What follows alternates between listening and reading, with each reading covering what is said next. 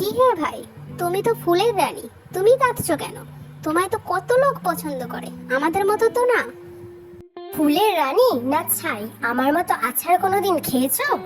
খেলে তুমি বুঝতে আমি কেন কাঁদছি। আছাড় খেয়েছো মানে? কে আছাড় মারলো তোমায়? তুমি যদি এরকম বলো তাহলে আমরা কি বলবো বলো তো?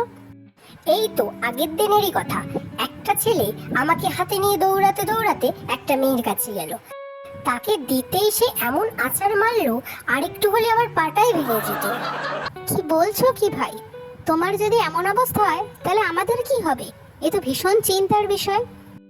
এটা তো তাও কম ছিল, আরেকদিন আরেকটা মেয়ে রাস্তায় ফেলে এমন পা দিয়ে গলা চেপে ধরেছে, মরতে মরতে বেঁচেছে। আমার অবস্থাও ভাই একই রকম। সামান্য একটু তেলের জন্য মানুষ আমায় সমস্ত রস বের করে নেয়।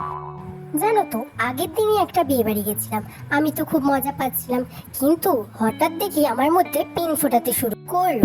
তারপরে দেখি আমার জামা কাপড় খুলে বিছানার মধ্যে বেছাতে শুরু করেছে।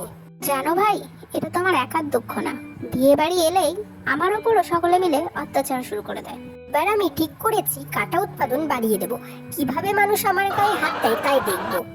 আরে ভাই, আমি তো শুধু মজা করছিলাম, আমায় ছেড়ে দে, আমি আর কিছু বলবো না।